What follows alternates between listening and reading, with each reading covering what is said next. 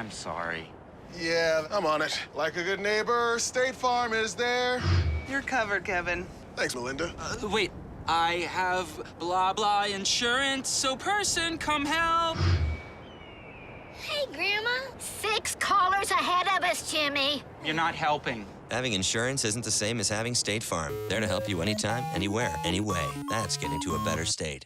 Margie Gray in Indiana and David Smith in Clymer are there to help you.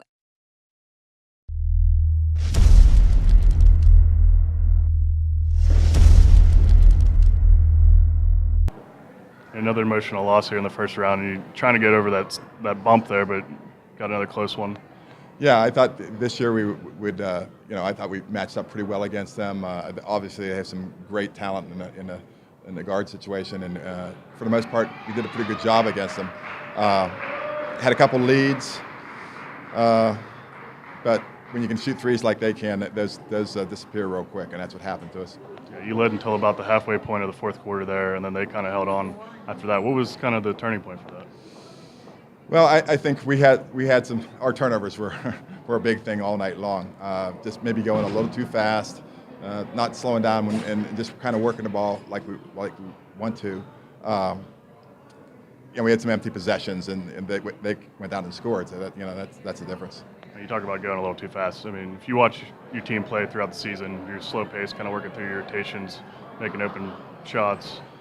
This team a little faster paced. Do you think you're trying to keep up with them too much sometimes? No, I don't think. I think we're basically a transition team. We like to run and so on. But the problem was we even when in a half court set we were doing things too quickly, and especially against the zone, you want to move the ball quickly, but had a lot of kind of loose passes. We got deflected. They're great out in front of their zone with deflections and so on. And they get a deflection, they're going to have a layup.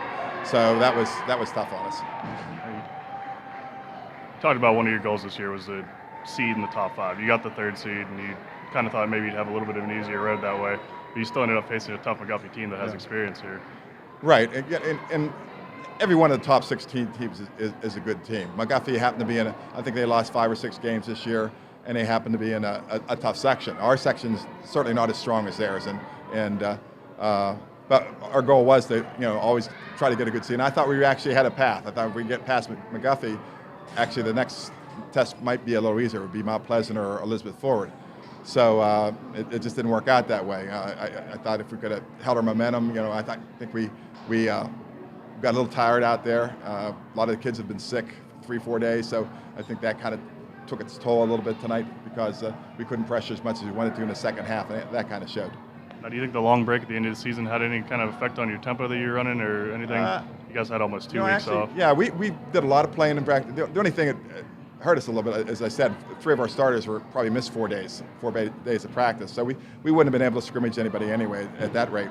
But I think we play a lot in practice. I think they're ready. They played, to me, surprisingly well, other than we just kind of wore out. Now, you had some big play opportunities at the end. You had Stever with the last-second layup. You had the big 3 from Abby Karcher. Have you been kind of expecting that from your senior class this year? Yes. They make plays all the time. Jess is certainly not a senior, but she's a ball player, and we expect her to do that kind of thing. Abby had a big 3 in the quarter, as you said, that brought us back, and we just were. I think it all comes down to being a little careless with the basketball at the wrong times. Coming into this game, you had 22 as their big score. She had 39 last game. They have a couple other good players on offense.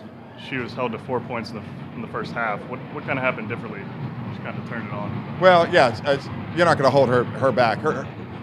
She's more of a penetrator than a shooter, and we let her get passes a few times. And we played them zone, and we matched up with the zone pretty well.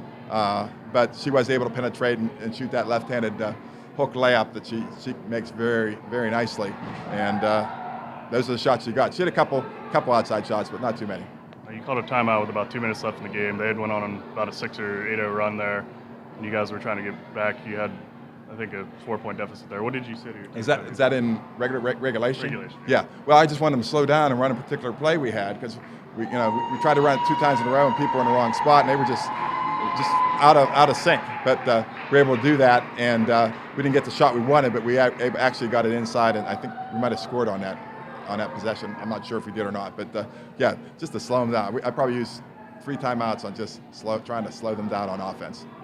And foul shooting played a big part in the end of the game. They had number 12 on their team. I don't think she missed a foul shot throughout the game, and you guys had quite a few misses in the fourth quarter. I mean, is that something you've been trying to work on? Yeah, we haven't been a great foul shooting team this year, maybe 60%, and that's sometimes in games like this that's certainly not good enough. We knew the last game we saw them play, they were 27 for 31 from the foul line, so we knew, especially the guards, and we knew we couldn't foul them. But sometimes you're just working as hard as you can. You create fouls, and that's what happened.